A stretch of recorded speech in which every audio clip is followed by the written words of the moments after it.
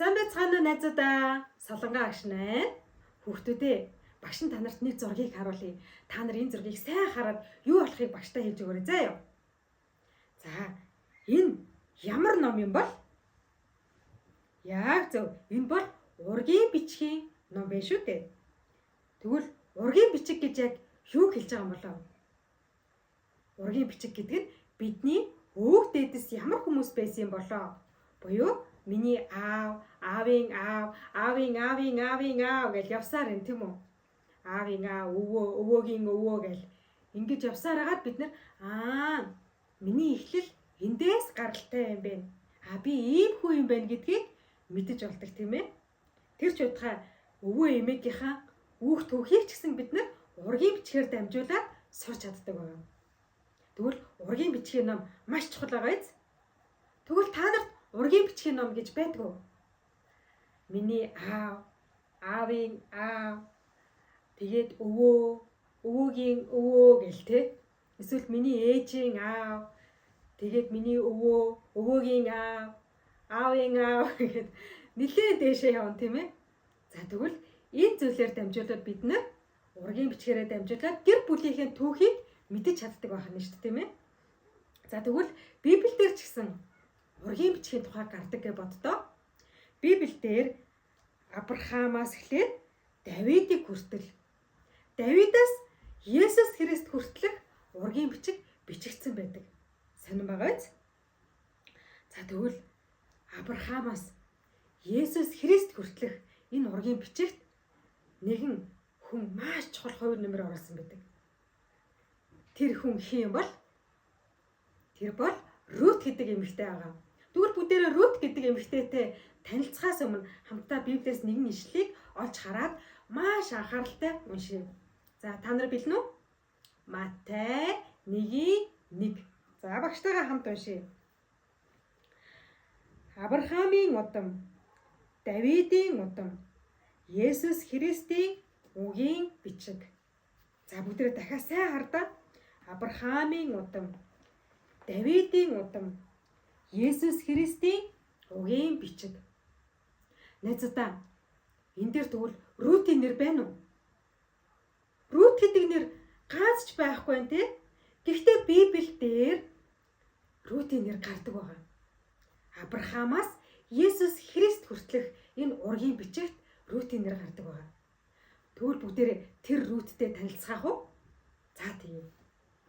За гараад ирээрээ. За энэ хүнийг Наоми гэдэг. Хин гинү? Наоми. Сайн байцгаана уу хүүхдүүдээ. Намайг Наоми гэдэг. Би бол маш аз жаргалтай эмэгтэй. Би нөхөр Элимелех болон 2 хүү. За миний 2 хүү гараад ирээрээ. За Махлон, Хилион гэдэг 2 хүүтэйгээ амьдардаг. Сайн байцгаана уу хүүхдүүдээ. Намайг Элимелех гэдэг. Би бол Наомигийн нөхөр байна. Танилцсандаа таатай байна. Сайн байцгаана уу хүүхдүүдээ. Бид бол Элимелехийн хүүхдүүд Махлон, Хилионор байна. За ингээд Наомигийн гэр бүл шүүгчдийн цаг буюу бид нар түрүүчийн удаа үзсэн Гидеон шүүгчийн цаг үед Юда нутгийн Бэтлехэм гэдэг хотод амьдардаг байсан байна.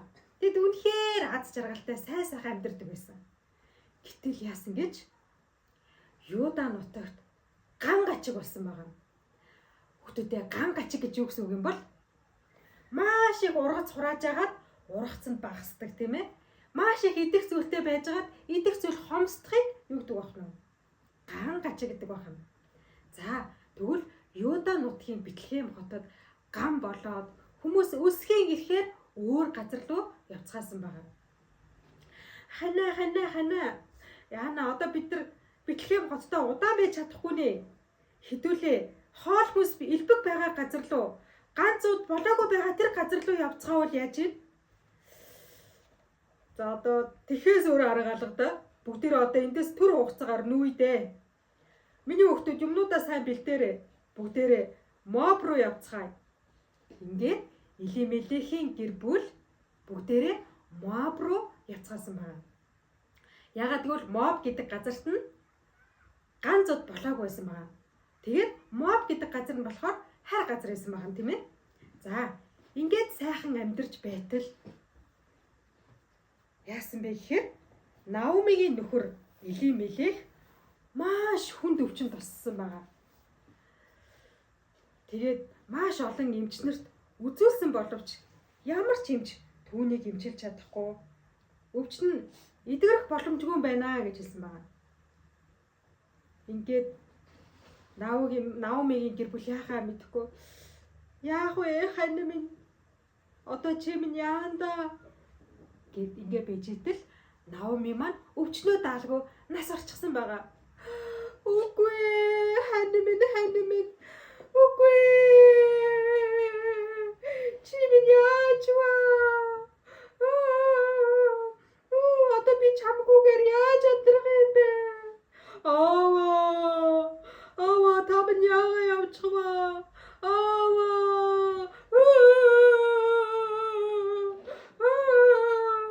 Ингээд Наомигийн гэр бүл нөхөр Илимелехээ оршуулсан байна.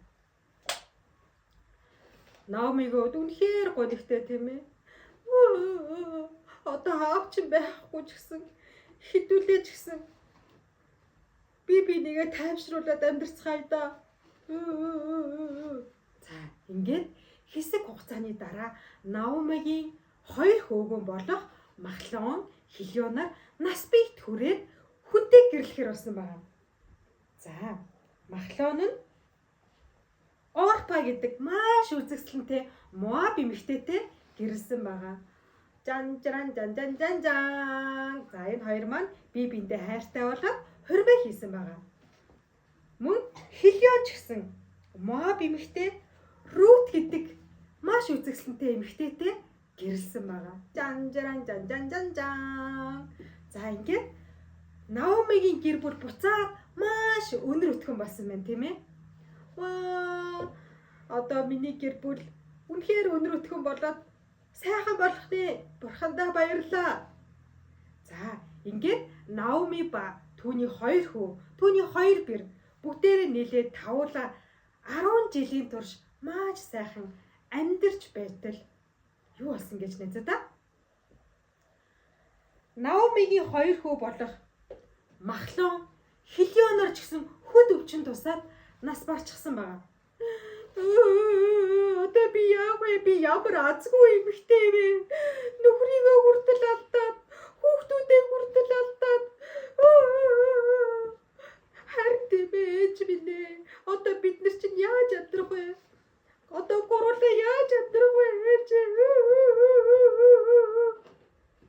За, Наомигийн хувьд үнэхээр хэцүү эмэгтэй тийм ээ. Үнэхээр их зовлон шаналлыг туулсан эмэгтэй. Ингээд Наоми маань нэгэн өдөр өөрийнх нь төрсөн нутаг Юудан Бэтлехэм хотод ганц зуудан тайлагдаад үнтэй сайхан жил ирсэн хоол хүнс элбэг байгаа гэдгийг сонсоод нутаг руугаа буцахаар шийдсэн байна. За тэгээд хоёр бэрээ дуудсан байна. Миний охтуудаа ээжтэй хүрээдэр. За ээжээ. Охид минь.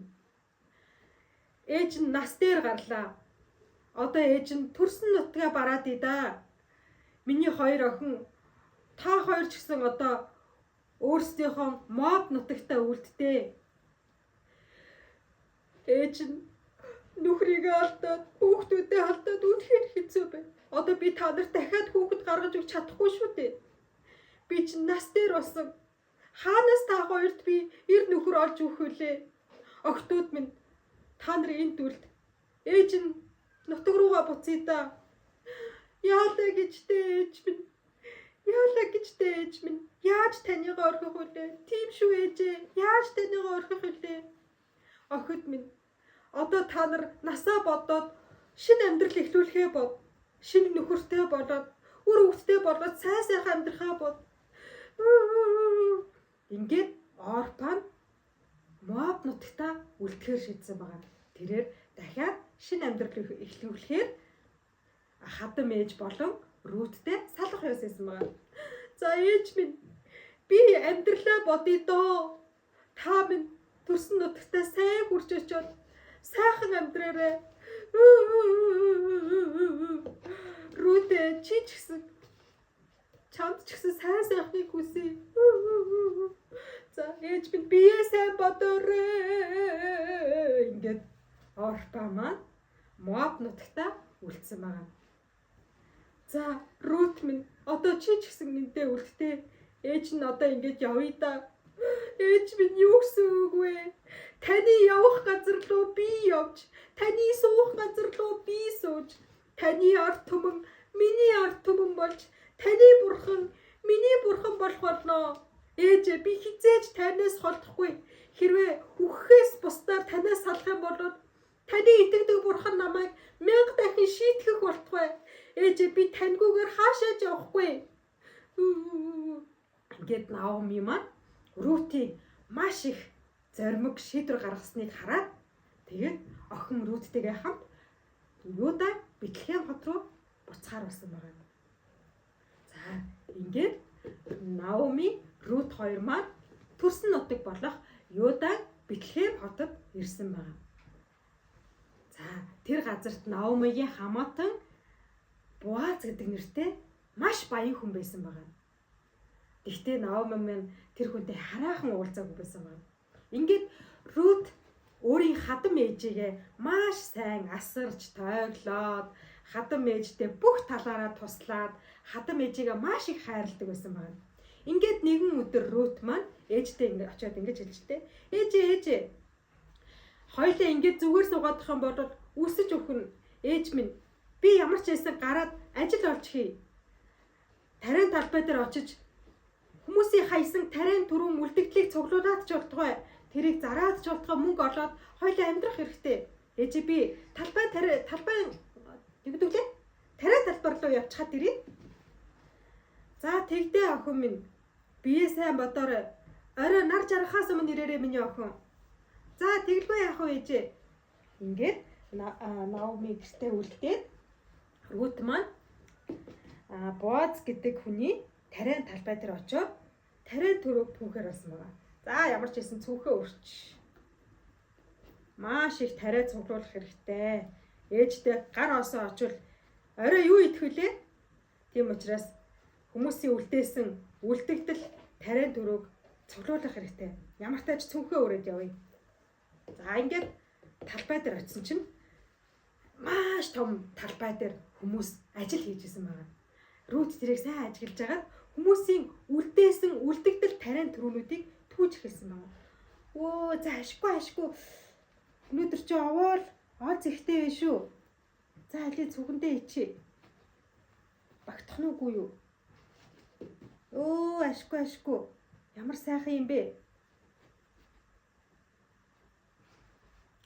За ингээд Рут маань Боазын тариан талбай дээр маш хичээнгүйлэн ажиллан тариа хурааж эхэлсэн байна.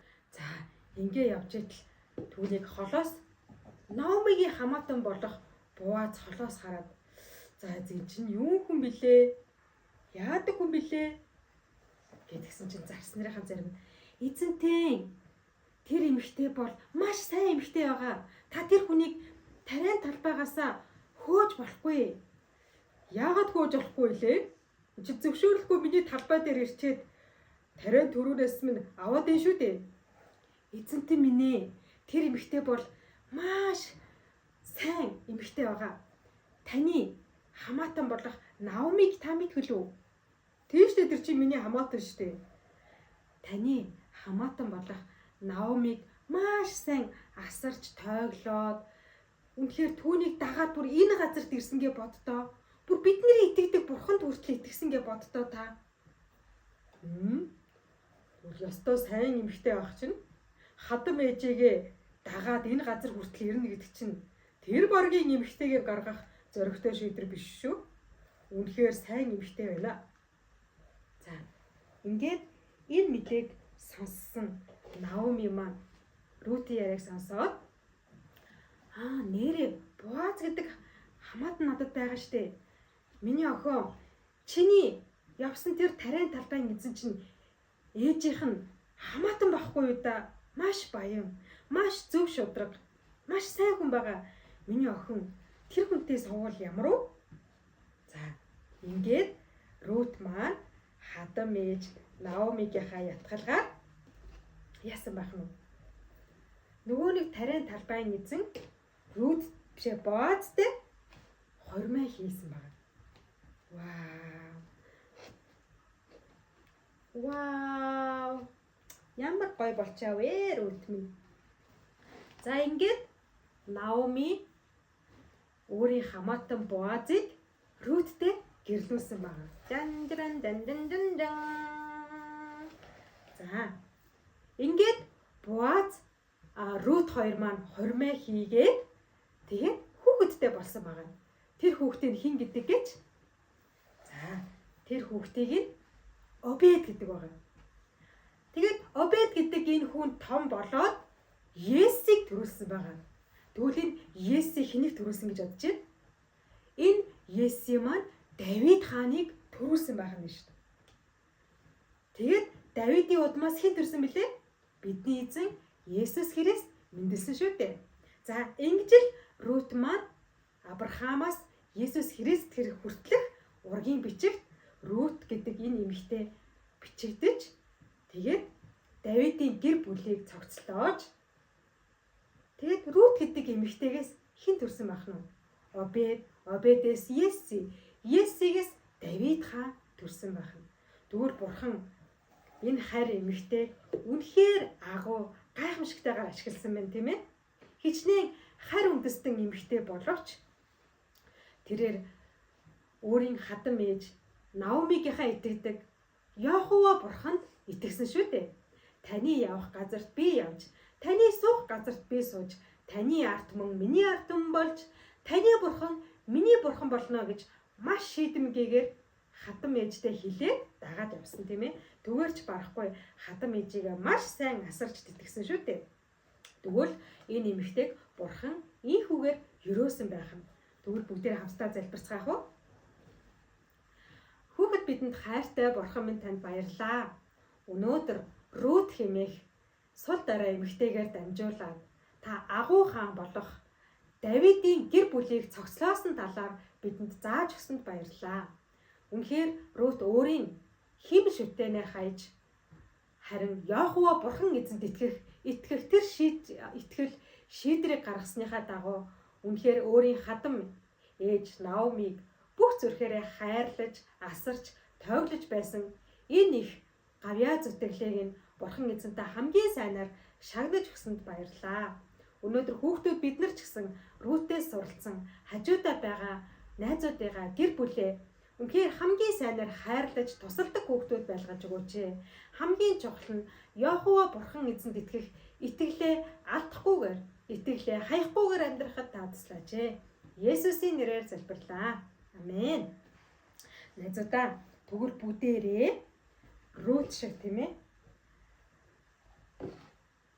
Бурхан эзнийг дагах шийдвэр гаргаж өөрийн хадам ээж Наомиг бүх зүрхээрээ хайрлсан шиг эргэн тойронд байгаа гэр бүлээ, найз нөхдөд бүх зүрх сэтгэлээрээ хайрладаг хүүхдүүд байцгаая. Юу юунаас илүү Яхова бурхан эзэнд итгэх итгэлээ хаягахгүйгээр Яхова бурхан эзэнд бүх зүрх, бүх сэтгэл, бүх оюун ухаанаараа итгэдэг, хайрладаг хүүхдүүд болцгоё. Бүгдээрээ эх 7 хоногт уулзцгаая. Бүгдээрээ төр баяртай.